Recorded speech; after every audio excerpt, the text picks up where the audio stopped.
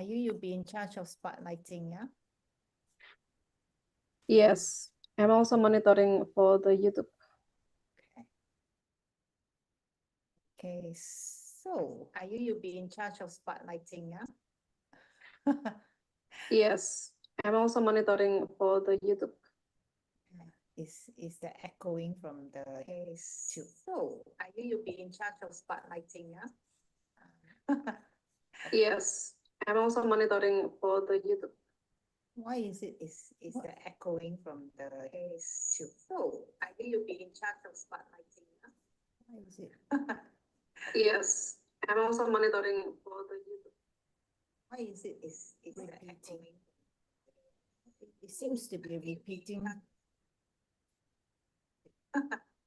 Yes. Okay, it seems to be repeating. Okay. Good evening, good morning, good afternoon, everybody who's listening in today.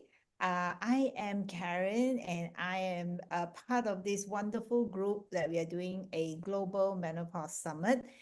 We started this conversation in October, right, ladies?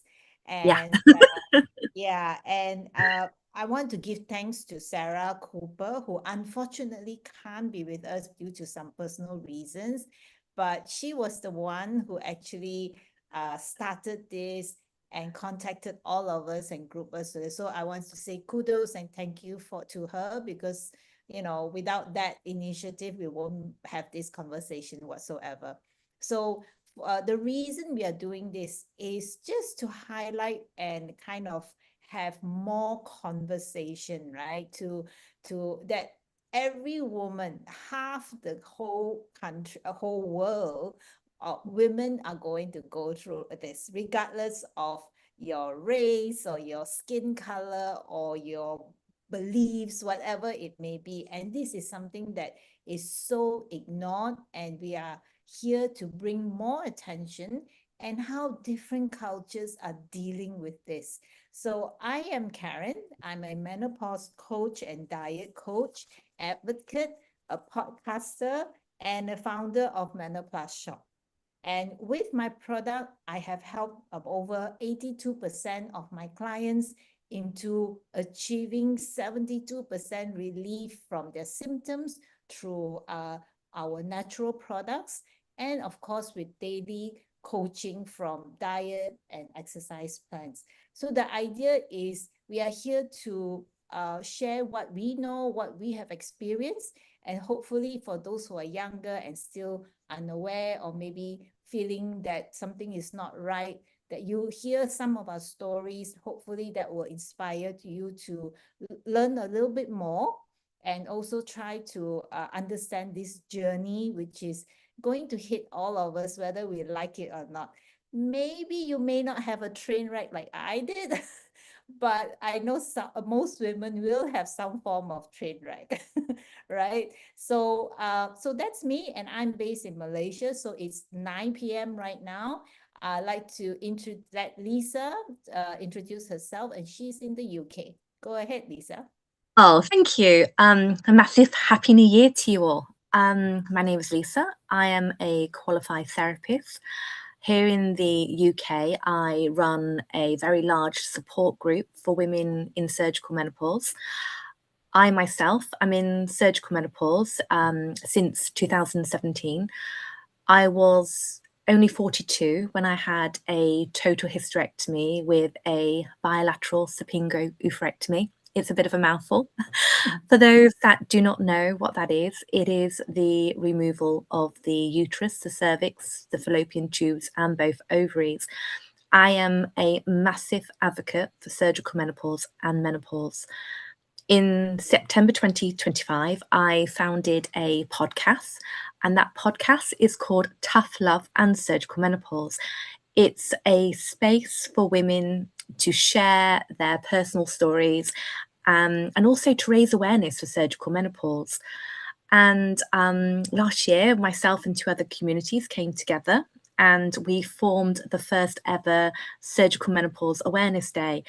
And it was fantastic because this Surgical Menopause Day went all over the place. It was in Dubai. People were celebrating and raising awareness. And it was Dubai, it was Switzerland, it was Canada, America. Wow. You know, we were all celebrating and raising and talking about surgical menopause. So a lot of people will probably understand that surgical menopause is a little bit different than a natural menopause. It brings with it a sudden loss of hormones and often really abrupt symptoms for many women.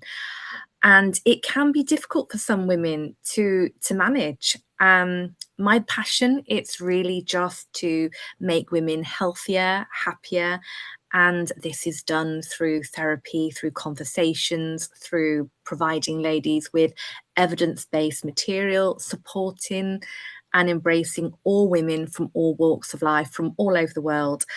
And it's about being that shoulder to lean on and to be that ear to listen. And I think the most important reason for me is why I want to keep talking whenever I get this platform to talk is because women's health has always been underfunded here in the UK since forever. And I'm sure it's possibly the same within your countries as well. And we are starting to see changes all over the world. And it is absolutely fantastic, isn't it? Giving women hope. And I am a massive advocate for HRT, but I also embrace and encourage lifestyle changes and really help women trying to navigate any part of menopause, however you've arrived at menopause. So yeah, so that's really me. That's what I do. So yeah, on to you, Leanna. Thank you very much. That's amazing. So I'm Leanna Durand, and I have 35 years experience in social services. I worked for the City of Toronto. I'm here about an hour north of Toronto, Ontario, Canada. And I just retired from that job. I started when I was like 19. I just turned 56, and I retired at the end of last year. So it's been a full year for me now.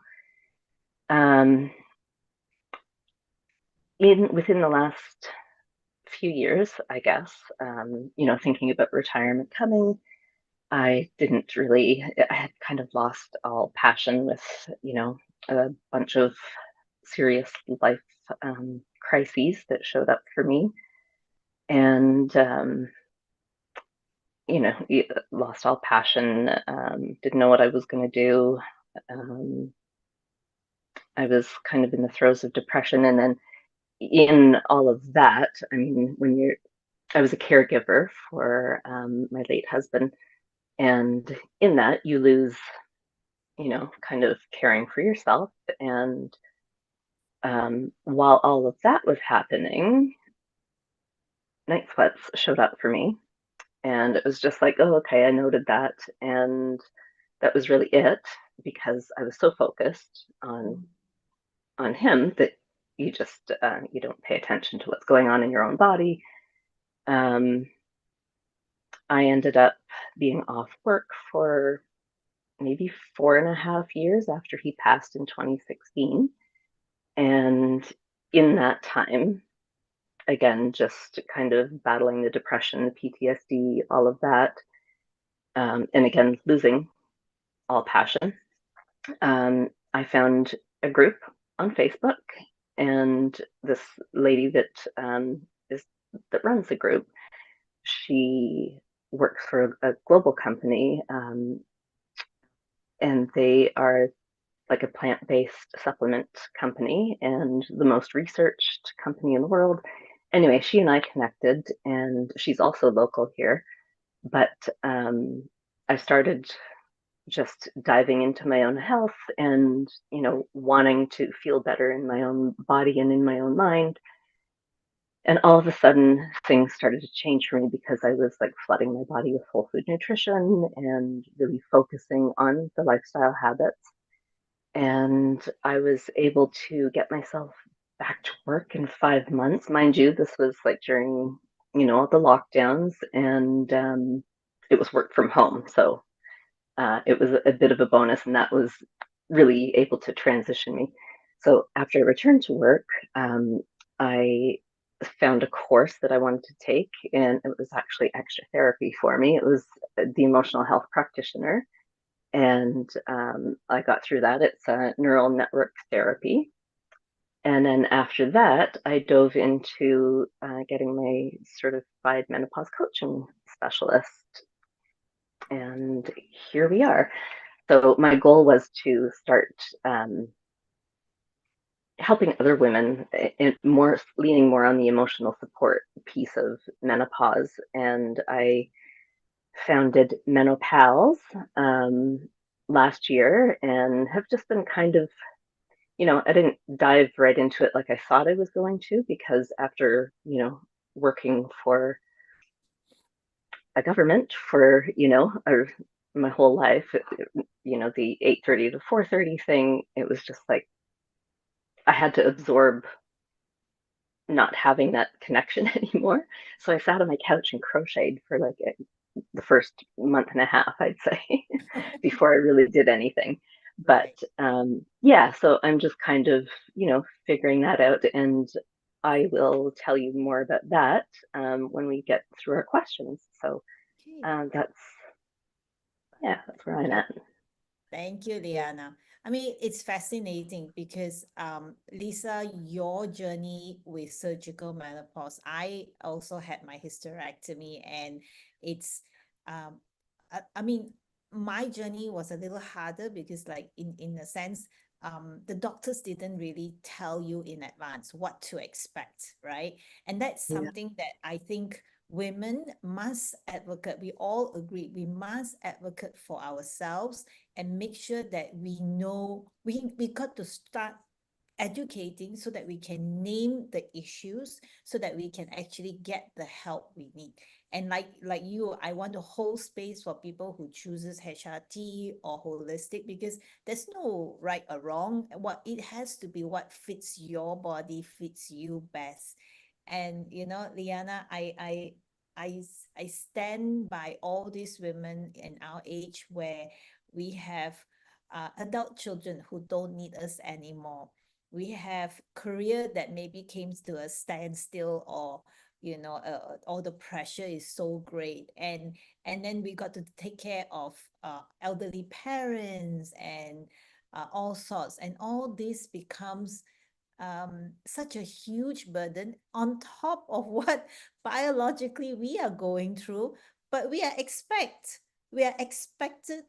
to suck it up and just be strong, and we are not allowed to show any, oh, woe be me, any emotion to say, can I get help, can I get resources? We are not allowed to express that, and that has to be, as women, we have to stop that. We need to be that friend for another fellow woman who's going through all this, and sometimes just give a hug. That's all we need, right? Don't you agree? So yeah, so this is the journey. My next question is to, what does midlife mean in your culture? Meaning, Lisa, in the UK, what does that mean to you? What does that mean in Canada? Because I can tell you over here, for me, let me just start it off, is that I find, I'm generalizing, of course, that majority think of it as, oh, it's part of aging. So why are we talking about this? Big, and so I have a lot of barriers to change that mindset, that at 50 we are still damn young. We are still young to me. And we have a long more years ahead of us, and I certainly don't want to be in a wheelchair or at home miserable because I've been so cranky that everyone don't want to be near me, that kind of thing. So I'm thinking, how can we change that stigma? Because that is something that I find, why should we always have to self-sacrifice? Do we get an award for getting the most the for sucking up? Do we get an award for having the most pain? So I hope that that perception can change, especially in our Asian culture. So your turn, Lisa. Oh, crikey. I suppose the ladies that I support, they can be as young as in their 30s. So we talk about menopause in the 50s, but ladies, I know a lot of ladies that are in surgical menopause in their 30s. So I suppose that's the most important thing, is to keep the conversation. Women, we're all going to go into menopause. However, we all arrive there differently at different ages and so on. But I suppose for me, I suppose here in the UK, we are seeing a real shift in what middle age looks like. And women are no longer being defined by getting older. They are embracing getting older more, and they are doing so much to ensure that they protect their bodies for later life, and they're advocating more for themselves. They are taking HRT, they are exercising, they are focusing a lot more on well-being, mental health, and they are really aware that midlife doesn't mean a chapter that they don't live. And I think that's the thing. And that's one thing I'm really passionate about. Just because you're going through menopause, surgical menopause, perimenopause, it doesn't mean this is a chapter where you feel like your life is over, because it's not. And I think for such a long time, women have felt conditioned to just power through. And this is what you were saying, isn't it? And you're right, there is no award for powering through. No. And we are recognizing more that when it comes to getting older, we have to be an ambassador, not only for ourselves, but we have to be an ambassador for all the other women as well. And I've noticed in the last couple of years, I have really seen women becoming more empowered, and I absolutely bloody love that.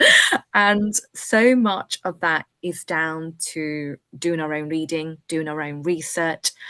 And I can't stress the importance of sharing what you've learnt, sharing with other women what you have learnt, because I've learnt a lot through other women.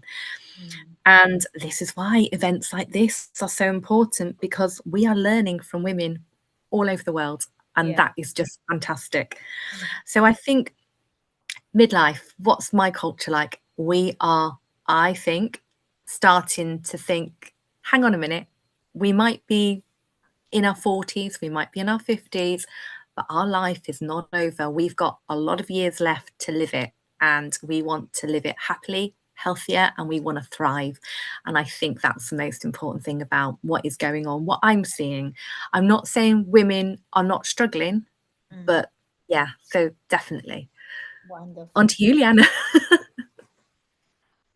Well, and I echo that. And again, I think because we're all online now, across the world, it's a collective thing. It's we're seeing it in all cultures and all communities, just like the shift in talking about it and wanting to learn more. And it's I have a funny story, and I'm not sure if I told it the last time, but a year ago in the summer, my mom had her second knee replaced, and I was taking her, I think, for a follow-up appointment. So we were in this,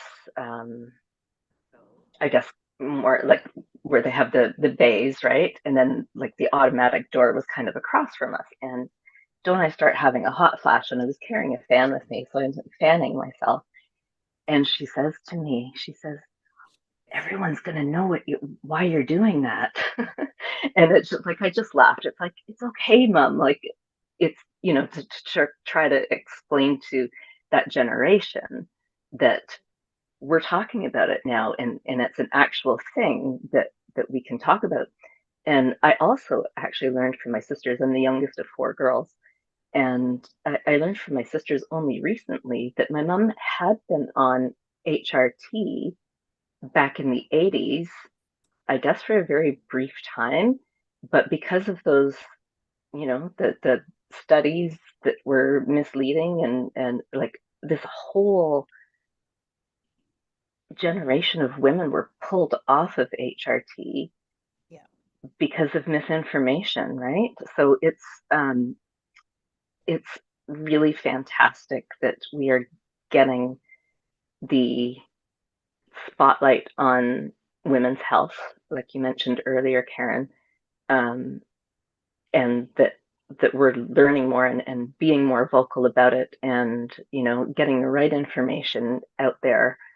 And I'm about 5 years post menopause now. I started when I was, I think, 39, and I'm 56 now.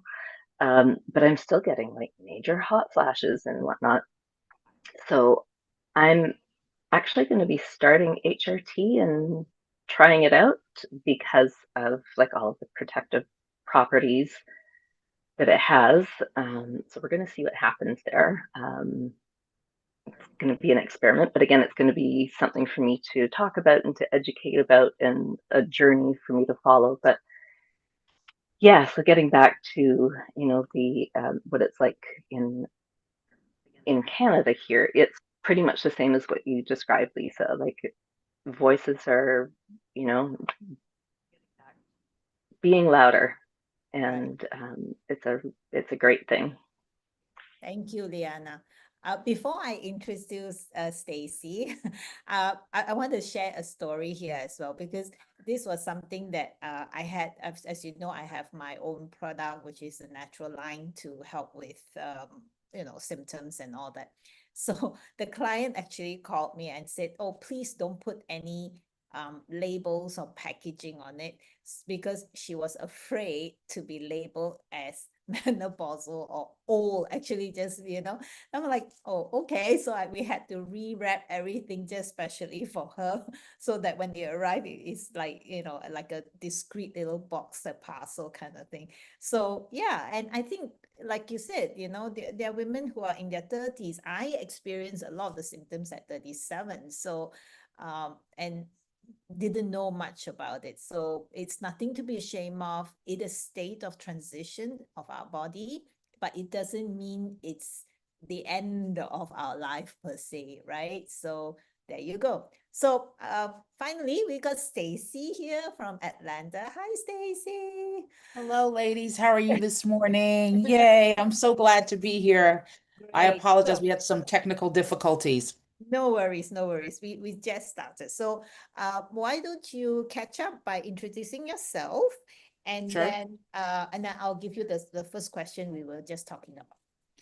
Excellent. So I'm Stacey Bryce Washington. I'm the founder of Shift Her and a few other businesses, but for this purpose, it's Shift Her, right? Which is a platform that's dedicated to empowering, informing, and advocating for women navigating midlife, right? This perimenopausal, menopausal, surgical menopause window, right? That some choose, some don't choose, right? Like we don't have those options. So I am here just to ensure that women get the information that they need, that they are empowered to make informed decisions about their wellness, right? And that we understand that we choose how we age, how we live, and how we navigate moving forward. We now have the choices, we have the information, right? So that we can make those informed decisions.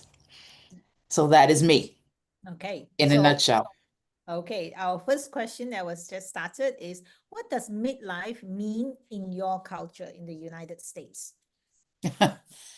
Um, I again, as I navigate my own journey and hear of others, I definitely don't want to be negative, right? But it is a frustrating, it's frustrating, especially in the United States, because again, once you are outside of your childbearing years, you start to lose your value, right?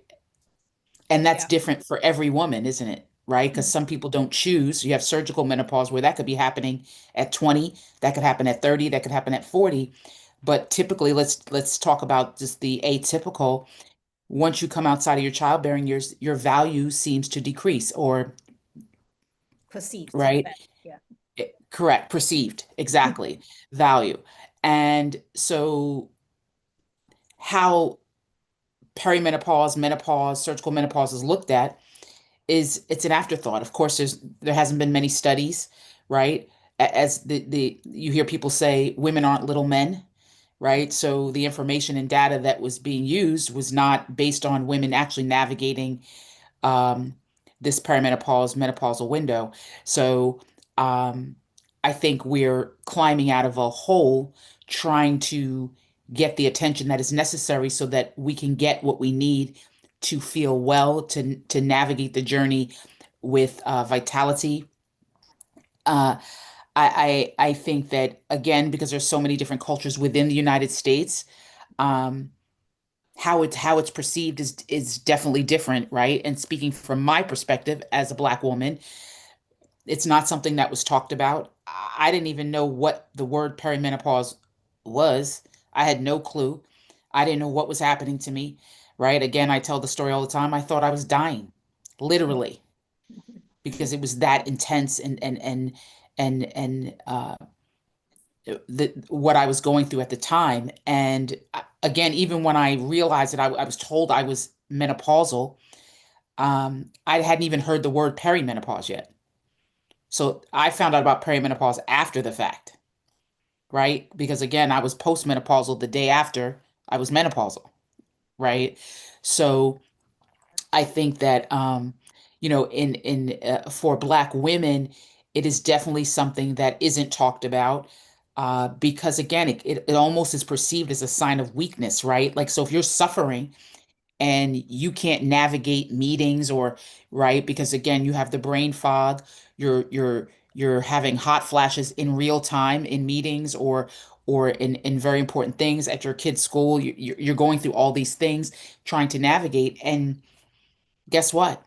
People are looking at you differently. So why are we talking about it? And so that's when I realized I said, wait a minute, this isn't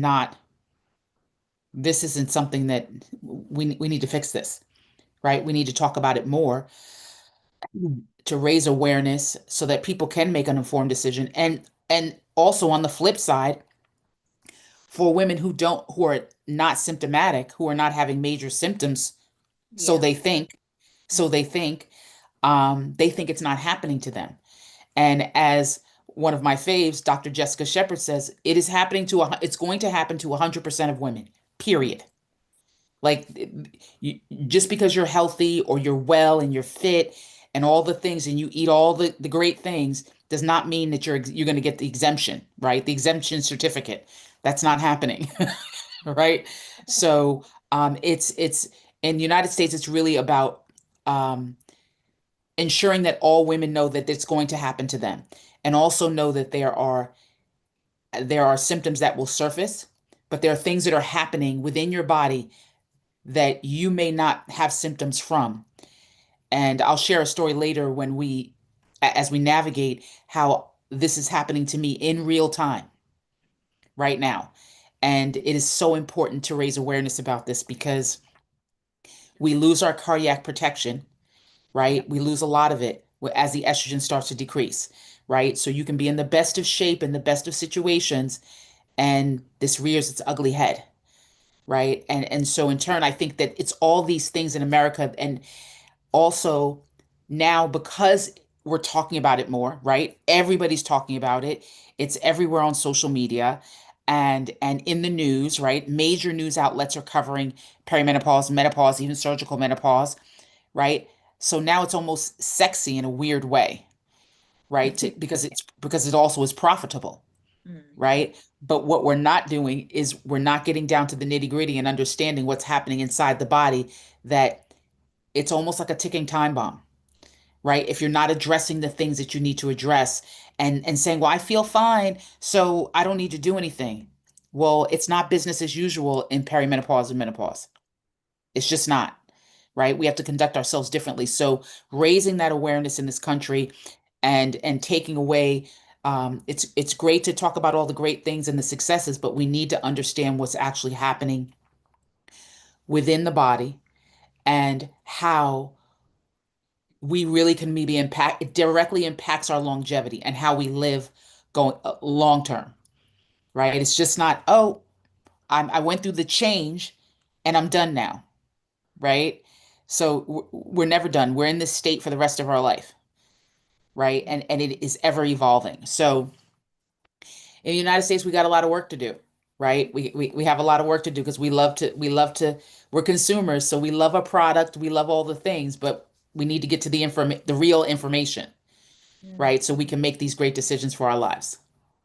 Right. Thanks, Stacey. I mean, Could that's I just say, sorry, could I just say something on the back of what Stacey has just said? That no woman is immune from this. And I have known women who have been athletes and they hit perimenopause and they cannot get out of bed. They can't get out of bed and they can't leave the house. Their anxiety is off the scale. And these are women that are athletes. They go to the gym. They are semi-professional. They are personal trainers. You know, even doctors and nurses that I have had conversations with. And so no woman is immune. And I think you're right, Stacey. We're not getting to the nitty gritty of all of this, are we? And I think the UK women, not all of the UK women, quite a few of the UK women like a product. And we are seeing this a lot in the UK. Products, supplements, slapping the word menopause, perimenopause, and it is it's vulgar. It really, really is, because half of these products are not working. So no, you're right, Stacey. Brilliant on you for And I love that you mentioning. use the word. I love the word that you use the word vulgar. Like it's literally vulgar. Like it's actually scary. Because there's no regulation. People are just out here, it's meant up. This works. This works. Well, it may work on the surface, so the flash may stop. You may be able to sleep a little bit, etc. But again, what's happening on the inside? And I think, Karen, you're all of you are a little bit more qualified than I am. Again, I'm an advocate. I'm out here just trying to scream, right, and say, listen, we need the attention. You need to hear our voice. But there are some things happening here that are real, right? And they may not be happening. And we know that number 55 is a big number, right? As we age, it's 55 and then 60 where things start to happen, right? From a cardiac perspective, things start to change.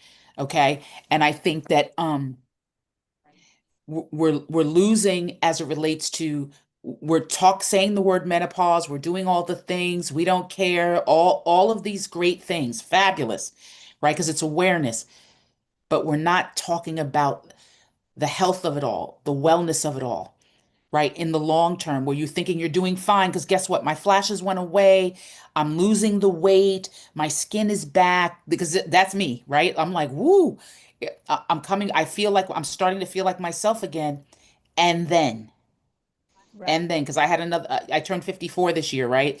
So things are changing again, So right? So let me again, I put think we need to get there. So what you said is so true, because the hidden killers, I call them, which is the heart, your brain, your bone, and your liver, is those silent killers that actually deteriorates quite a fair bit, especially when you are postmenopausal. And so my struggle is, unfortunately, we are globally, we are a people of consumer. We want to look good. So the only way in terms of marketing is always, okay, you can lose weight, you can have your hair back, and address the symptoms. But most of the time I try to let them know that at the moment, yes, that is good, that will be addressed at some point, but look into the inner bits, especially post, where I tell them 74% women postmenopausal are likely to have heart diseases, right? And women, because we are lacking on the estrogen and progesterone, that affects our brain, and that affects our thermometer. The hypothalamus is not working anymore. Your amygdala, is your emotional level is very the symptoms are very similar to depression. So those things cannot be ignored. And that's why people like us, we're doing a lot of good. We're telling people, be aware. Yes, the physical part, great, but there's a lot more after that. And when sometimes I get asked by women, oh, when does menopause end? I tell them, darling, it doesn't end. It doesn't end. It doesn't end. So it's an ongoing process. So let's move on to the next question. Yeah. Okay. So what best midlife lesson you have learned in 2025? Let's start with Liana right now. Okay, so you probably all saw on my Instagram. Um, so Sarah and I met because I had reached out to her. We have a mutual friend who I dance with, and she's a photographer. Um, and this mutual friend, she does this magazine, and it's a local one, but it's all inspirational stories. So, the themes change from month to month. And I saw Sarah, like I've been in the magazine just to, tell my story. And in following that, I saw Sarah in it, and Sarah was talking about menopause. And um, from Sarah's perspective, she's very strong in getting it recognized in the workplace. So that's her passion. So I reached out to Sarah because our mutual friend had asked me if I wanted to be on the cover of the October issue. And I'm like, yes, she said it was going to be all about menopause. And it just happened to be like Menopause Awareness Month. So her and I joined forces and collaborated. And I reached out to all of my people, all of my friends. We got this big group of women together, all willing to tell their different stories. And we had this big photo shoot back in September, and Sarah was one of them. She's the one, like, I reached out to Sarah, and she's like, yes, I would love to do this. So we took over downtown. We live in Barrie, Ontario, and we took over the downtown in September, and we did this photo shoot, and there were probably, I'd say 14 to 16 women, all from different backgrounds, all telling their different stories about their experience with menopause. The youngest one was actually my cousin, who is in her mid 30s, I would say, and just starting to experience perimenopause. So this was like the outstanding thing for us in 2025, was getting us together to do this this photo shoot and get our stories out there. It ended up being my friend's biggest issue. I think it had over 80 pages in it, and of course I have it right here. There I am.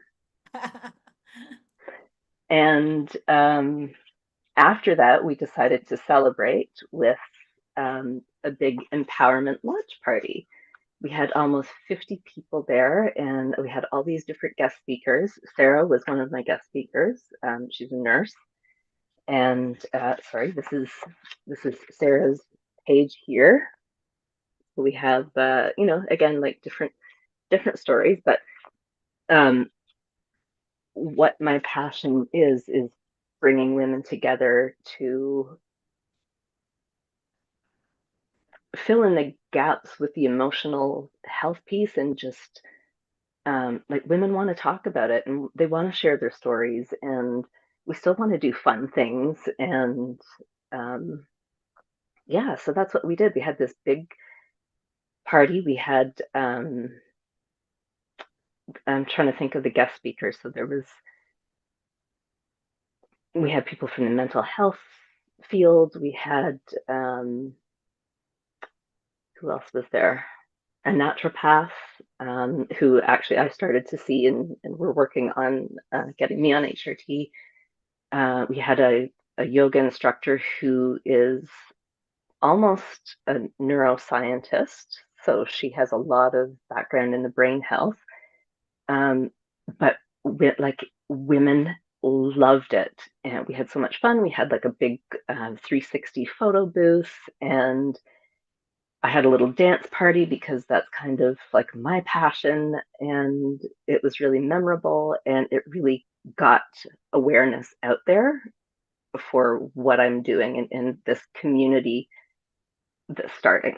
So that was my big thing for 2025, other than my retirement and kind of starting this. And I still don't really know exactly the direction that it's taking, but this is just a little taste of what's going on. And I think that, going back to all of these different symptoms that are kind of hidden, for me, again, the biggest piece is the mental health piece, and studies are now showing that menopause, depression in menopause is actually different in the brain chemically, and it's because of that estrogen, Exactly. right? The protection that we get from the estrogen.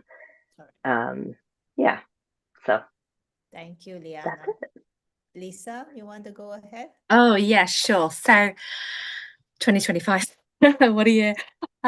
So I think for me, it's very much recognizing when enough is enough.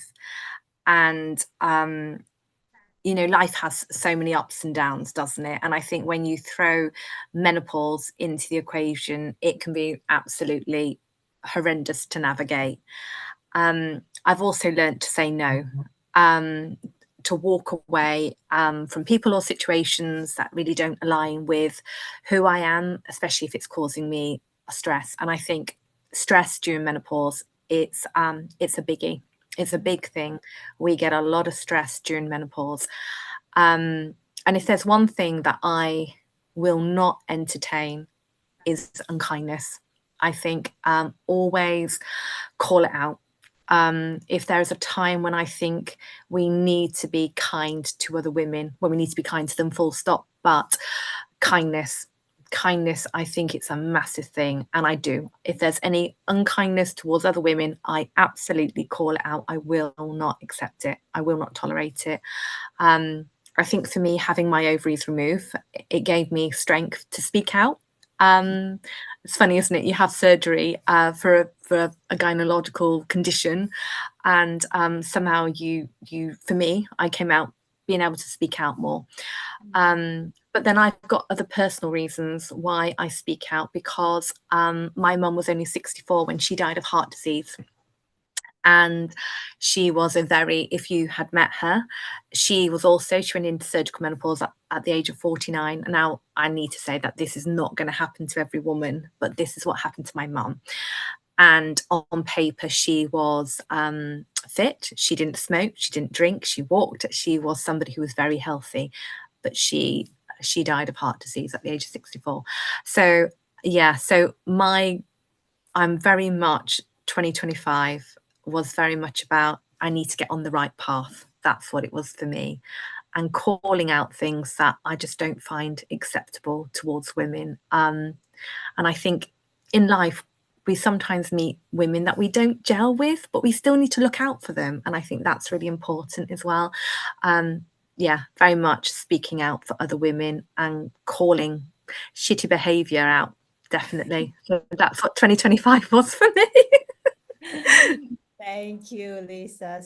Stacy, my dear, what was your best thing that you learned 2025?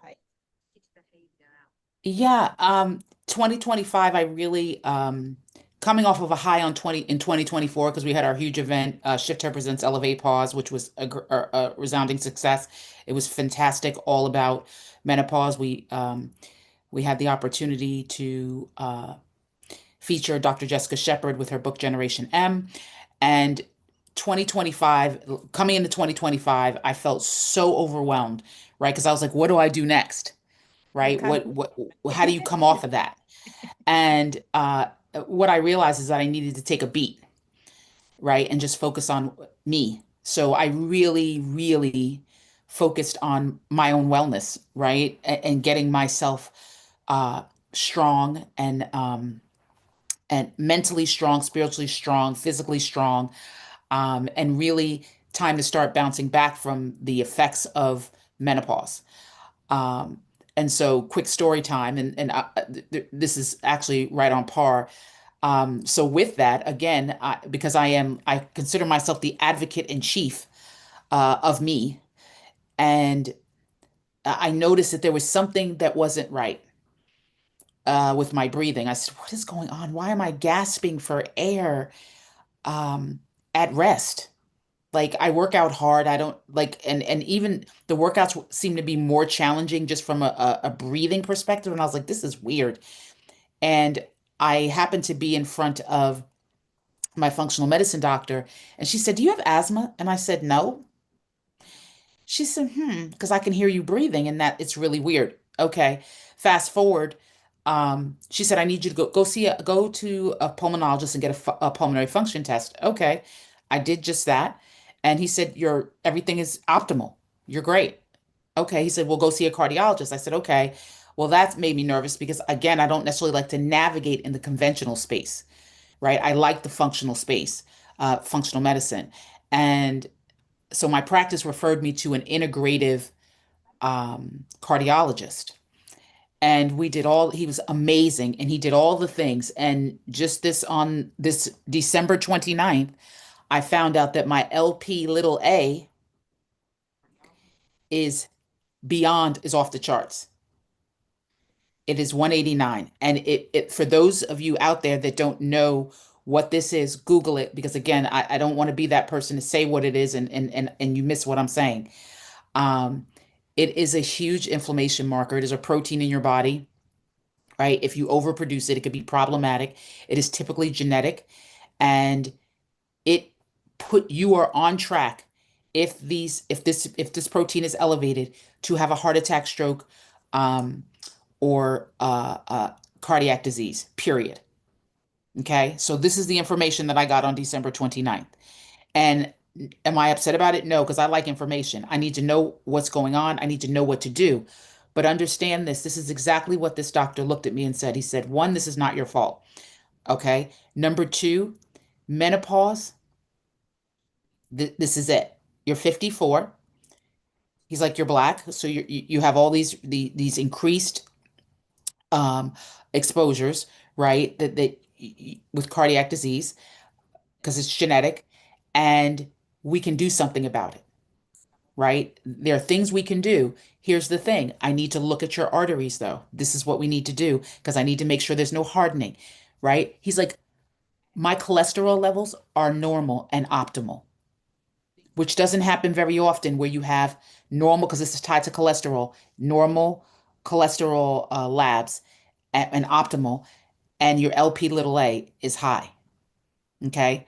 So me focusing on myself and tuning in, the reason why I told this and shared this with the group is because dialing in and really dialing into your wellness and listening to your body will get you results. Because to me, these are results, right? Now I know there are things that we're going to prescribe a plan, and he knows how I am really I'm not taking a statin. We're not doing that. So we need to figure out something else, right? And there are so many modalities to bring down that number, right? But it is not diet and exercise, everybody. So just FYI, because I'm already doing those things.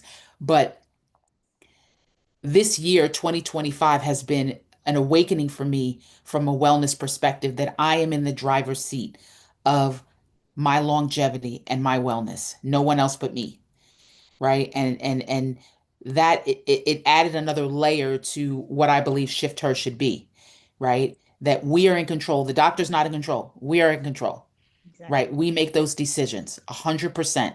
right? And this can either go very well for us or very bad for us, period. So that is what 2025 has brought for me. Thank you for sharing that, Stacey. I have very similar thing that happened to me as well. So when I started 2025, usually every year I do all my checks and everything, and for some reason my fatty liver was way high, really ridiculously high. The doctors, all they could ask was, "Do you drink?" I said, yeah, but I don't drink a whole bottle of whiskey a day. I wish if I could drink that, that's fine. But it wasn't that. And it was silly high. And of course, they wanted to give me all sorts of medication. And like you, I wanted to, I firmly believe it has to do with the hormones. And I was very diligent with my product, plus my diet, plus including certain other supplements to kind of bring it down. So you got your results on the 29th. I got my results on the 1st of Jan 26, and it went down substantially. The Right. numbers went down, right? And I then know that yes, I'm not against medication. I'm not. I'm just saying if we can, I'm trying to avoid that as much as possible so that we can I still have doubts. I mean, that's my personal view, ladies, is that yeah, now suddenly they say HRT is safe, right box open.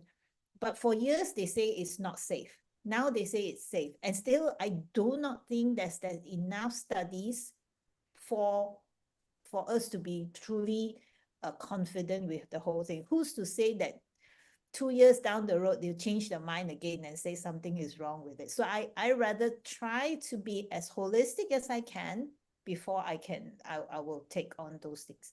So that was my 2025. I was so happy. Of course, I celebrated with a glass of wine.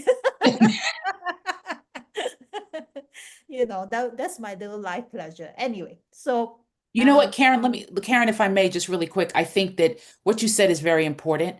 I think everybody has to weigh their risk versus reward, yeah, right? yeah, And I think that again, and I keep on bringing up her name, Dr. Jessica Shepard, like it because she says so many profound things, right? And we have choices. These are tools. yeah, It's not a zero sum game, exactly. right? There are tools, right? HRT is a tool. Food as medicine should be the foundation. Like we should all be there anyway, Yeah. right? That's not a menopause philosophy. That is a life philosophy, right? And I think we all need to remember that, but you need to know what your options are so that you can weigh them out. If you don't know, then you can't weigh them out and you can't make an informed Exactly. decision. So, what you're saying, I think, is valuable. You're not poo-pooing on HRT. You're saying, from my perspective, I'd like to stay as natural as possible. And of course, as a coach and advocate, that is the where you're going to steer your people. But if somebody raises their hand and says, you know what, Karen, I think I want to go, I want to hear more about this, you're going to give them that information, Yeah. right? So that they can make a decision for themselves. So the other thing I want to say is that how with hormone depletion, our inflammation increases. Mine actually went down to almost zero level right now, which means I can bend, I can squat, I can do my exercises. It doesn't hurt me when I wake up from bed. So that alone is like, wow, 2025. 100%. Yeah. 100%. Okay, next question. So, about rituals and traditions. So, I've always been really hyper and I don't know how to slow down. And so what I've decided and I've been practicing very religiously every day is 30 minutes of meditation and yoga stretches every day, even when I'm in a hotel room or whatever. I find that it starts the day. So what about you, my dear Lisa? Crikey. I suppose for me, I'm a firm believer that what I need to keep grounded is really my family and Mother Nature. I wouldn't be without my HRT. I will absolutely say that to everybody. I could not be without it. But I am an amateur photographer and I love taking photographs of things that people often just walk by and ignore. And how often do we just stop and look at things and our surroundings? I think in life we spend a lot of time just rushing around, don't we? And at the moment, the world, it does feel a very uncertain place. And I have made that decision to have breaks from social media. Because social media and what I read and see on social media just absolutely feeds my anxiety about the world. So I have to switch off the devices every now and again. I have to do that. And so I'm very much what keeps me grounded is my family, Mother Nature, my HRT, and having just time in my life where it's very peaceful. I thrive on peace and quiet. I love peace and quiet. Just having those moments of just peace and quiet. And that's what keeps me grounded. Good. Thank you. Liana? Well, you ladies must know from my social media that I love to dance. I only started dancing at 53. It's something that I always wanted to do because, I watched my older sisters do it. and I somehow got put into baseball. But it's never too late. So I started when I was 53. I'm now 56. And I just randomly signed up for an adult heels dance class, and I got addicted right away. Um, Part of the reason I do it is for my brain health, because it's amazing for memory, for like that whole mind body connection and being able to, Yeah. do the things. It's just so good on so many levels. And it's fun. And there's like the community, like the women that I have met, and a lot of them are my menopause now because they are women that are coming back to dance from their teenage years, and it's just amazing that it's being offered everywhere now. And like performances we did last year, I was in a show that raised $7,000 towards youth mental health, and it was all based on Jackson music. So it was, and that was my photographer magazine friend who was part of the organizer for that. So for me, dance, and I love to crochet too. Like that's the kind of opposite thing, is just yeah, so those are mine. Okay, Stacy, your turn. So the question is, what grounds me, huh? Yep. Well, interestingly enough, my life is extremely busy. So I operate two other businesses, and I'm a caregiver for my mom who lives with us, who suffers from COPD. So that's full time, but I do make time for myself. So the things that my family grounds me, right? That's my why all the time. My spirituality definitely grounds me, and ensures that I keep things in perspective, right? That things are there is something bigger than me and larger than me, that I have something to lean on. I have God to lean on, and again, I spend a lot of time uh, on self-care, on my wellness, right? I'm always getting some kind of infusion, trying new therapies, right? These are things that they allow me to kind of disconnect, right? And watch what my body can do, which is amazing. Like I found different peptides. Like I'm like, whoa, who knew that the body could actually respond like this outside of in a non-pharmacological environment? Like that's just crazy. But and I won't lie and say that I love to work out, but after you work out, you always feel better. So I find that it is quite grounding, right? Because I definitely will say that I don't, my trainer will kill me for saying it, but I don't love to work out, but I like the way it makes me. I don't enjoy it at all. But I like what it gives me, right? When I'm done, this, it's euphoric, etc. So and I enjoy sleeping, y'all.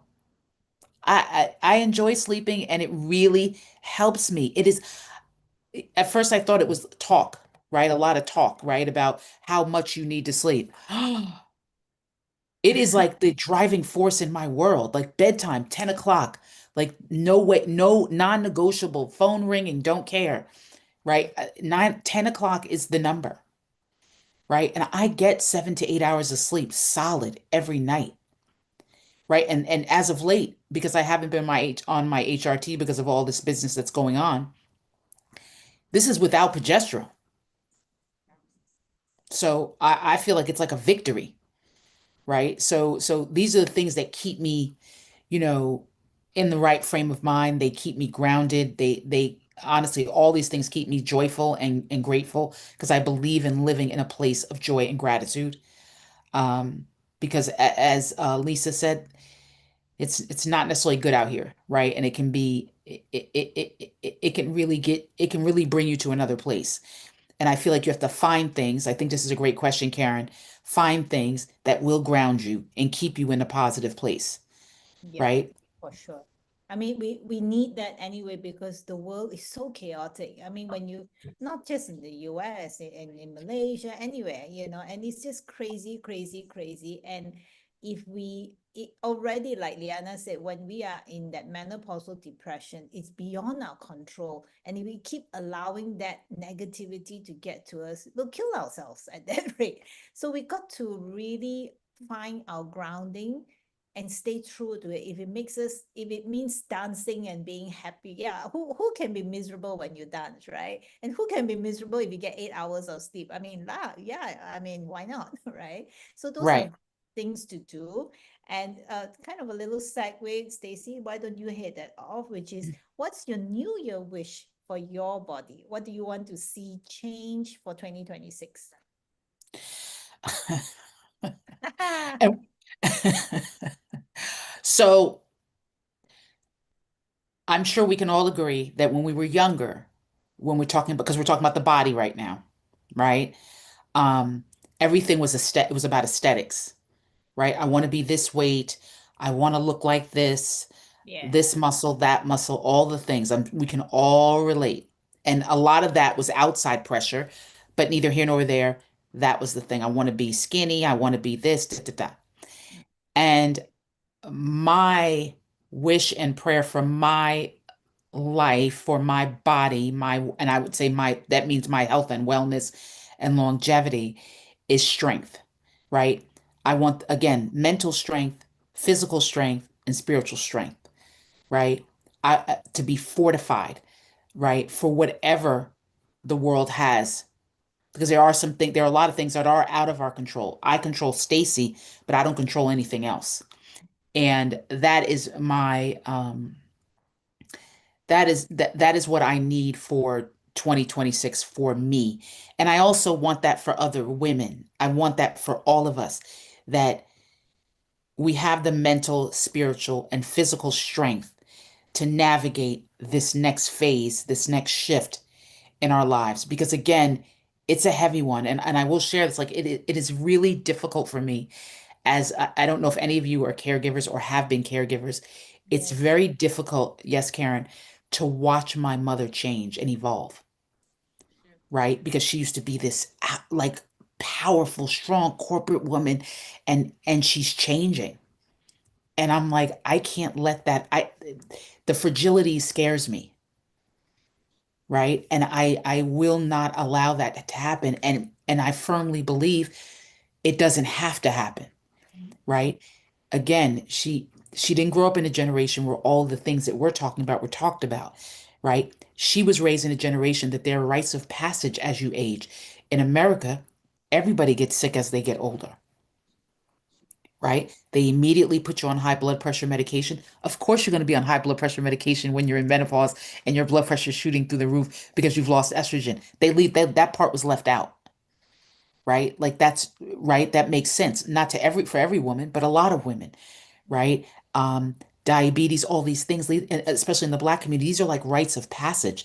I don't want that rite of passage. I don't want that for my life, right? And I don't want that for anybody else. I don't want depression and feeling unstable and anxiety. That you can't find joy in anxiety. You cannot, joy does not exist in anxiety and depression. So that means that you're living without it, right? I don't want that for us. And so again, that's what I'm looking for in myself. And it is my prayer for everybody else that they get that same outcome, that they find the joy, that they are well, right? And healed from whatever is ailing. Thank you. Thank you. Liana, how about you? Well, we have a few things to work on over here according to my blood work and bone density tests. So yeah, we got some results also. Bone density, I'm not osteopenia yet, but my number's getting there. So More that I dancing. need to work. More dancing, more jumping. Bones love to jump. Yes, so the dancing for sure with flexibility, brain health, mood management, all of the things. Right. What else for me? Oh, so my cholesterol, my good stuff is high, but my bad stuff is also could use some work. And I just saw my doctor on Thursday because the naturopath prescribed the estrogen for me, because again, we're going to be experimenting with that now. But he needed to prescribe the progesterone. He wanted to see me first. So we talked about it, and he talked about the cholesterol. And of course, he wanted to put me on a statin right away. And I'm like, I don't think so. And, like I'm pretty good with lifestyle habits. I've been a part of a program through like the supplements that I take, and it's not it teaches lifestyle. So there's like 10 different habits, and each month we reconvene and we do 10 days of focusing on whatever one of these habits or all of the habits that we want. So flooding your body with whole food nutrition. And I think we talked about this last time, and I don't think that I followed up with you ladies with sending you the information. Anyway, fruits and vegetables in capsules, berries, plant-based omegas. The U.S. Olympic team has all of their athletes are on the whole product line. But the program, which is the reset, again, I need to focus more on these different habits, and it really just kind of teaches you, when you want to reach for the things that don't really impact you in a good way. It just, again, it's like your guardrails. So having said that, yes, I need to work on my cholesterol, my bone density, so strength, and all the flexibility stuff. Thank you, Diana. Lisa, and you? So I have said to myself that this year I need to really silence the noise in my head. And often that noise is my voice. And it's that part of my voice that tells me I can't do something or I shouldn't be doing something. So I need to be talking kinder to myself, and I need to be telling all the ladies, it's your voice that you will hear the most in your head. So you need to start talking kinder to yourself sooner rather than later. And I've written down here actually that during menopause and surgical menopause, we have a lot of changes going on emotionally and physically. And my goal is to become mentally strong. So on the back of what you're saying, Stacey, I'm sat here going, yes, I completely agree with what Stacey said.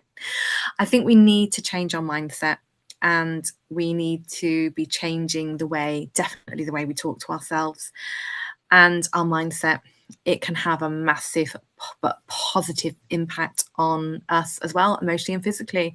So yeah, for me, I'm also somebody, because I have osteoarthritis and I was only 40 something when I had a knee replacement, and I do need another knee replacement. I am I need to work on just staying healthy within the constraints that I have. I don't drink. I haven't drank alcohol for 15 years. I don't smoke. I don't eat meat.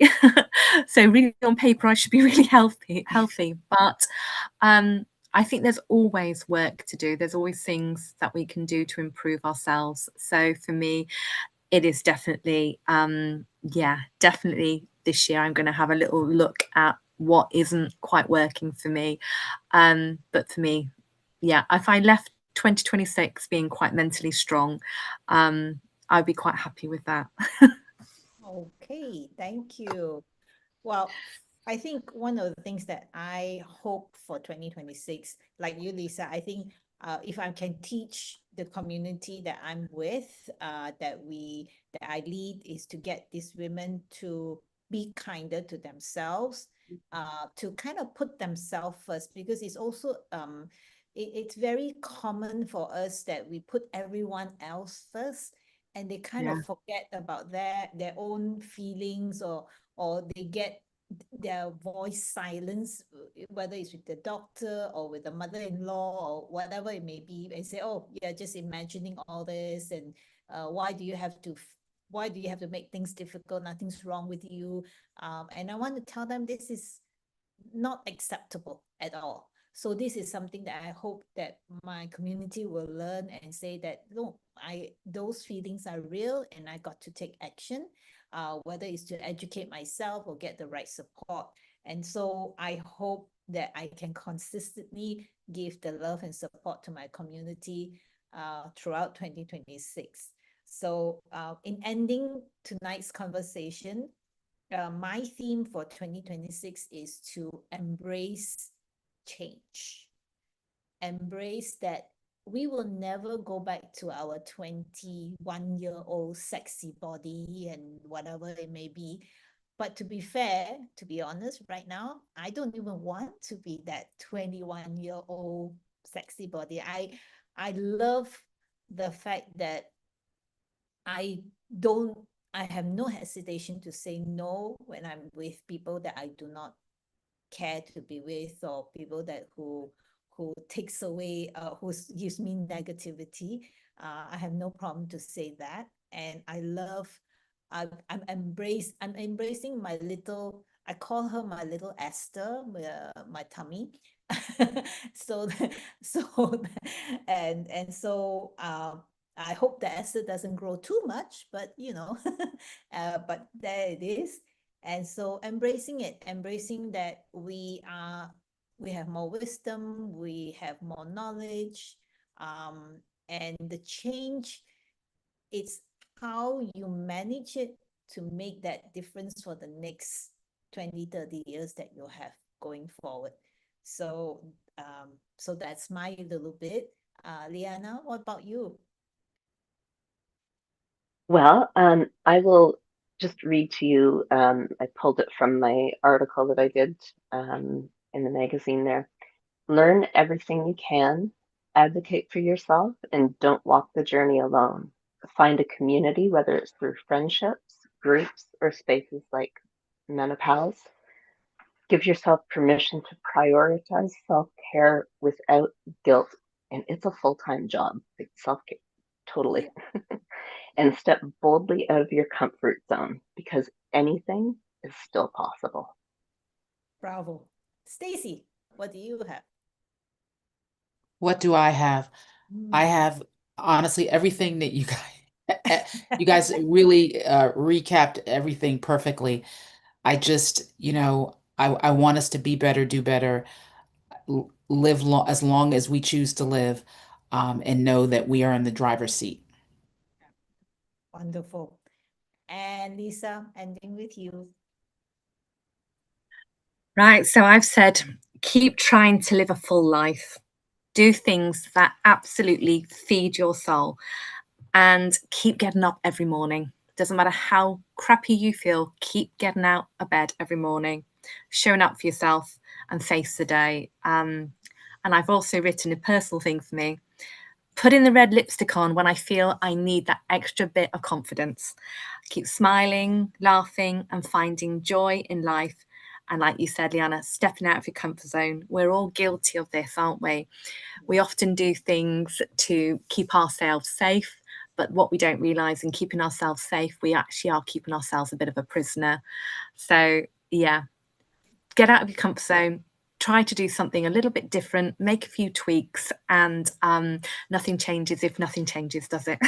Exactly. It's like you can't keep doing the same thing expecting changes, right? So it's time.